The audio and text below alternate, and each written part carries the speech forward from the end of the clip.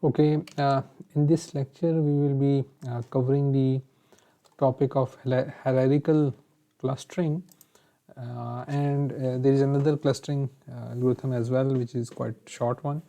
We will be doing that as well. Within hierarchical clustering there can be multiple algorithms. So hierarchical clustering is sort of type of the clustering instead of a specific clustering like k-means and k-medioids. These are specific clusterings, or DB scan for that matter, or the density based clustering. They were specific clustering algorithms, but within the hierarchical methods of clustering there can be multiple algorithms that can fit into the definition of hierarchical clustering. So there are two types of hierarchical clustering. The first one is called the agglomerative clustering, and the other one is called the divisive clustering, right? So in the agglomerative clustering, which is also called the bottom up strategy, what the clustering algorithm does, it first places each object in its own cluster, like as you see here, in the data we have got these objects A, B, C, D and E. So each and every object is forming a different cluster. So in each cluster we have different data points, right? So initially each object is comprises of itself within the cluster, right? And then the clustering algorithm performs the operation of merging, where the two or more clusters are combined together to form a single cluster, right? So this merging is performed in the agglomerative clustering. So that is why it is called a top-down strategy, sorry, a bottom-up strategy. So the splitting or merging of the various clusters is a very important decision to be taken in the hierarchical clustering. So if you see here, in the agglomerative clustering we won't be having the splitting operation, rather we will be having the merging operation, because already every data point is in a separate cluster. So there are multiple distance measures which are used for merging, one of which is called the minimum distance, right? So what we do here is we pick the cluster representative of one cluster, and then data point of one cluster, and then we pick the data point of another cluster, and we can do this for multiple data points in the cluster. For example, this is a cluster and this is another cluster. It has different data points, and it has different data points, and we combine, we take the distance of each point from this cluster to each point of this cluster, and among all of those, whichsoever is the minimum distance, we will be considering it the distance between these two clusters, right? And then this distance measure can be Euclidean distance, Manhattan distance, Minkowski distance, and there are a whole lot of distances. And then there is another distance measure which is called the maximum. Obviously it is going to be the opposite of minimum distance, where the maximum distance between the data points of two different clusters will be considered as the distance between two clusters, right? And then the third one is the mean distance. Now in the mean distance, like for example, we have this cluster, a red cluster, and we have got a blue cluster, right? And in the blue cluster we have data points, and in the red cluster we also have the data points. But within this data point, this point may be the mean of the whole data, and in this blue cluster this point may be the mean of the whole data which is in the blue cluster. So what we do, we compute the distance between these 2 points, and this distance becomes the overall distance between these two data points, and based upon this value we decide to merge two clusters. I'll be giving you an example shortly. And finally the fourth one is actually which looks rather better than all of these previous approaches, because they are dependent upon sort of single point, but the average distance, what it does, it computes the distance of each point from the other point, from the members of data points in the other clusters, and then it divides this with the number of data points in each cluster. So this gives you the average distance between two clusters, right? And then based upon this we can see which clusters are supposed to be merged, right? So initially in any case we will be having a single item within each cluster, so decision will be sort of easy. Now consider this data matrix as an example where we have 5 items or 5 data points in the data. So each item is in a separate cluster, and this value represents the distance between cluster B and cluster A. This value represents the distance between cluster C and cluster A, so on and so forth. Now if you see at the diagonal we have 0, obviously, because this point represents the distance between A and A, of course it will be 0. This point represents the distance between B and B, so on the diagonal we have zeros. Now here if you see, for example, if we go for the minimum distance, now if you see here the minimum distance is 1, which is between cluster A and B. So these two clusters are the candidate to be merged, right? So what we'll do, we'll merge these two clusters. So once we have merged these two clusters, it means that this thing will become one cluster. Now what we will be doing is we will be computing the distance of C and this cluster. We will be computing distance between D and this cluster, and we will be computing distance between E and this cluster. Now because this is now a merged cluster, this is a single entity, like we can call it let's say X, right? So this is what we will be doing. So here if in this example the new distances are computed, which are listed here. Now based upon this we can show it in form of a matrix as shown here. Now within this matrix we need to find the smallest number, and if you see this smallest number is this one, so it means that the cluster number E and cluster number D needs to be merged. Now what we will do, we will merge these two clusters, so it will be like this, and then we will be computing the distance between this cluster and this cluster, and then this cluster and this cluster, right? So this is how it is done. Now again if you see here another important decision in other than the making the choice of a specific distance measure is to find the stopping criteria, that because if we go on like this, at the end of the day we will be having all items in the same or single cluster, so we need to stop somewhere.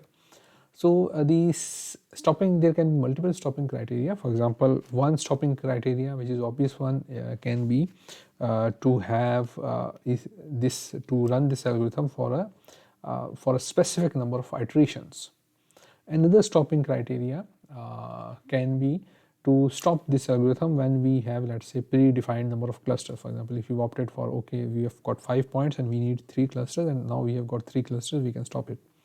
And an intelligent approach can be to stop when based upon the quality of clusters. We can measure the quality of cluster after each iteration of merging, and if we see that okay, the quality of cluster is improving, we keep on continuing the merging the clusters, and as the cluster quality starts decreasing, we can stop it. But this part is tricky because maybe you start from 10 clusters and quality starts increasing while merging, but again it can start decrease while merging and it can increase again. So this point needs some hit and trial aspect to be taken into consideration. Okay, now the number of clusters can also be selected based upon the lifetime of a cluster as well. The lifetime of a cluster is actually defined as the absolute value of the difference between the dendrogram level at which the cluster is created and at which it is absorbed. Now, what is a dendrogram? The dendrogram is actually drawing, for example, okay, let me try to make it here. For example, this is a graph, right? And we have got item, let's say item A, B, C, D and E, right? And for example, and these can be levels, right? We can call it level 1, we can call it level 2, we can call it level 3, we can call it level 4, right? So at level 1 we form one cluster. Okay, let me change the color. We form one cluster for a separate cluster for each item, and then again at step 1 we decide to merge, let's say point C and D, right? So here these 2 points are merged. Then this cluster will continue like this in the next iteration. This cluster will continue like this in the next iteration. But since these 2 clusters are merged, so they will be joining together for the next iteration, and it's like this. And then let's say at point 2 or step 2 we decide to merge these 2 clusters, right? And then A and B continue in isolation. So in the next session they will be these 3 will be joining as a single cluster. A and B will be joining this iteration separately, and maybe in the next iteration we find that this A and B can be merged. So these can continue, and maybe in the 4th iteration we find that okay, these 2 clusters can be merged. All data points are in the. Now the lifetime is the difference between the point when for example lifetime of the cluster C, if you see here this point and then this C died here, right?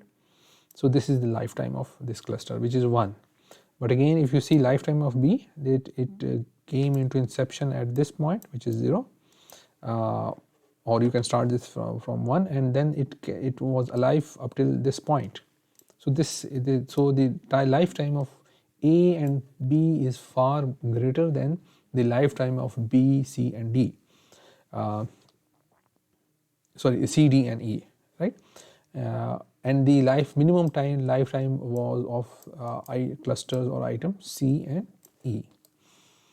So this is the concept of lifetime. So using the lifetime as a criteria, a user can search for clusters that have longer life or lifetime as compared to other clusters. So the clusters which keeps alive for a longer time unmerged, so they may be good clusters to be considered. Then we can have a stopping criteria for the agglomerative clustering, whether it be hierarchical within the hierarchical, whether it be agglomerative or divisive clustering. So far we are doing agglomerative clustering, where we start from all points in different clusters and then we start merging, but this can be applied to the divisive clustering as well, which I will be talking about shortly. So we can use the similarity measures or as a stopping criteria as well, or stopping criteria, or to decide how many numbers of clusters we need to opt for. So we can have a function h of c that measures the dissimilarity between the vectors of the same cluster, right? So here what we can do is that based upon the function, we find the distance between all data points within the cluster, and the largest distance which we get for any data point in the cluster will be considered as the distance or dissimilarity of that cluster, right? We can opt for max, or we can opt for a median distance as well in this case. Then this function can be like this as well. Instead of going for max and minimum, we find the distance from each point within the cluster, and in this formula NC is the number of elements in the cluster. So this basically represents the average distance within the clusters of cluster of data, various data points. And then we will have a threshold, and once this distance is greater, this distance gets greater than a particular threshold, then we can stop growing, or we can stop merging of the clusters. Another method can be that instead of computing the distance within one cluster only, we compute the distance between two clusters, cluster I and cluster J, and then this distance should be greater than some threshold, and once this threshold crosses, we stop merging clusters. This criteria looks more useful. Then the second type of hierarchical clustering is called the divisive clustering, which is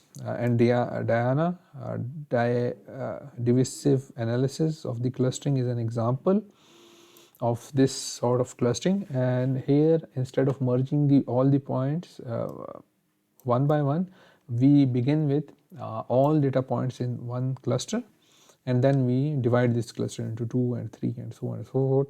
So this is this approach is a top-down strategy.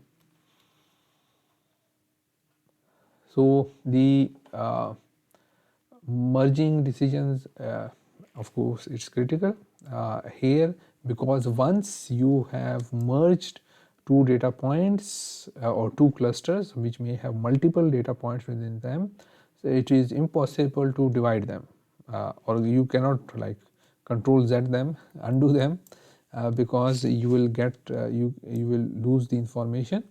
So this decision is very important, because once you have merged two data points, maybe you end up splitting it, but the original formation of the cluster cannot be restored. So that is why we need to be careful. So this was about the hierarchical clustering. Now there is a small topic on another clustering, which is basically sort of a density or graph based clustering, which is called CURE, which is the short form of the name clustering using representatives, right? In this algorithm, what happens is that instead of making a decision based upon a single point, as it is done in k-means and k-medioids, we have multiple representatives of the cluster, right? Because in the single point approach, we will end up having a spherical shape like this one. But to have non-spherical shape or arbitrary shape clusters, we cannot have this shape of clusters when we have a single representative of the cluster, right? So another, on the contrary, there can be another approach, that we make all points as the representative of the cluster, right?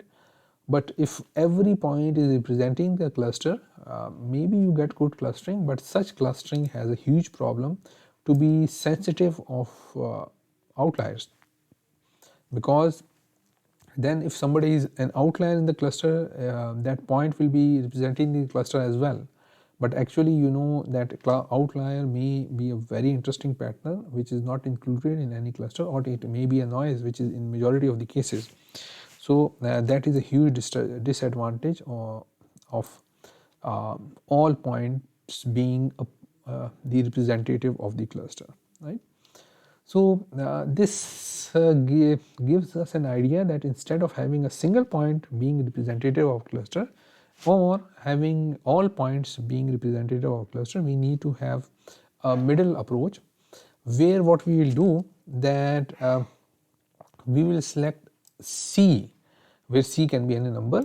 We will select C well scattered points within the cluster as the representative of the cluster, and in each iteration of the clustering we will shrink these points. If you see here, here we have 3 data points representing a single cluster, this cluster A, and if you see here we have 3 data points representing this cluster as well, and in each iteration we shrink these points towards the center of the cluster by a factor alpha, right? Because the shrinking is important in each iteration to improve the clustering, right? So the distance between 2 clusters is in this case where more than one points represent the cluster. So the important thing is that how will we compute the distance between this blue cluster and this pink cluster. So the distance in this case between 2 clusters is the distance between the nearest point. Now if you see, this is point and this point in this blue cluster are the nearest between with each other as compared to some other point. So whatever is the distance between these 2 points will be the distance between these 2 clusters.